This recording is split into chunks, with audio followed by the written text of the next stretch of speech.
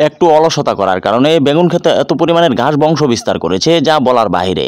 এই ঘাসগুলো যদি সঠিক সময়ে তুলে না ফেলা হয় তাহলে এই বেগুন ক্ষেত থেকে কখনোই আপনি বেগুন তুলতে পারবেন না।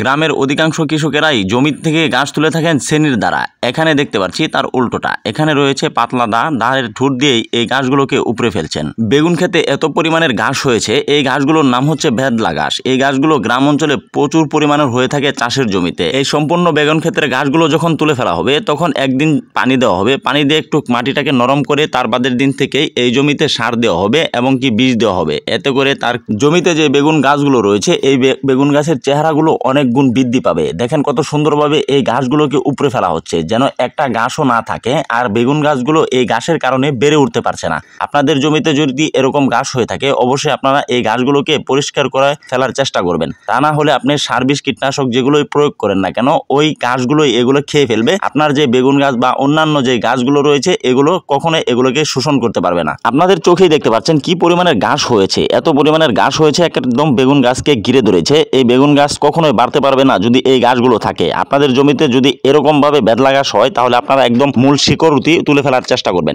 বিকেল হওয়ার সাথে সাথে সূর্যটা পশ্চিম দিকে হেলে পড়েছে। সূর্যটা গাছের আড়ালে থাকার কারণে জমিতে ঘাসগুলো পরিষ্কার করতে খুবই ইচ্ছে করছে বলছেন কৃষক। এত সুন্দর দেখা যাচ্ছে জমির চেহারাটা। এখন দেখেন যে জায়গা থেকে গাছগুলো তুলে ফেলছে এই জায়গাটা একদম পরিষ্কার হয়ে গেছে। গাছের গোড়াটা কত পরিষ্কার দেখা যায়, গাছগুলো অনেক সুন্দর দেখা যাচ্ছে গাছগুলো পরিষ্কার হয়ে যাওয়ার ফলে।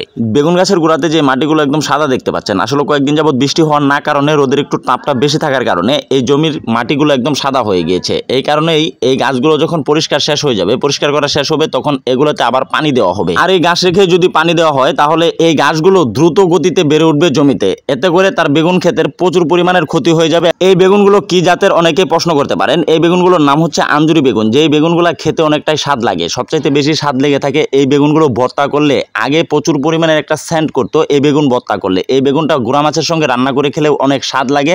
আপনারা চাইলে বড় মাছের সঙ্গে রান্না করে খেতে পারেন। কিন্তু সবচাইতে জনপ্রিয় খাবার হচ্ছে এই বেগুনের ভর্তা। শুকনা মরিচ দিয়ে ভর্তা করলে এই বেগুনটা এত পরিমাণের স্বাদ লাগে যা বলার বাহিরে। বেগুন খেতে প্রচুর পরিমাণের ঘাস হওয়ার কারণে আসলে এই ঘাসগুলোকে নিরিয়ে আগানো যাচ্ছে না সামনের দিকে। এত পরিমাণের ঘাস হয়েছে সামনের দিকে আগানো খুবই কষ্টকর হয়ে যাচ্ছে, এত পরিমাণের ঘাস। আসলে এই ঘাসগুলো গ্রাম অঞ্চলের অধিকাংশ চাষের জমিতেই দেখতে পারবেন। এই বেদলা ঘাস প্রচুর পরিমাণের বংশ বিস্তার করে এই বেদলা ঘাস। এই বেদলা ঘাসের গোটা সহ একদম উপরে ফেলে দিতে হয়, তা না হলে আবার নতুন করে এই বেদলা ঘাস জন্ম নেয়।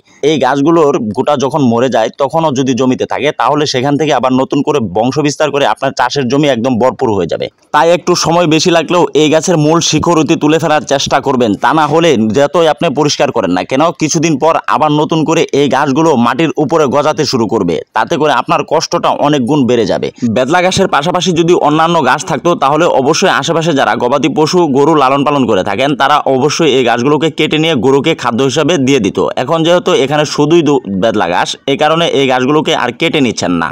কথা বলতে বলতে প্রায় ভিডিওর শেষ প্রান্তে চলে এসেছি। আজকের ভিডিওটি আপনাদের কাছে কেমন লেগেছে অবশ্যই কমেন্টের মাধ্যমে জানিয়ে দিবেন। আপনার একটি মূল্যবান কমেন্ট আমাকে পরবর্তী ভিডিও বানাতে সাহায্য করবে। সকলেই ভালো থাকবেন, সুস্থ থাকবেন। দেখা হচ্ছে পরবর্তী কোনো সময়ে। আল্লাহ হাফেজ, আসসালামু আলাইকুম।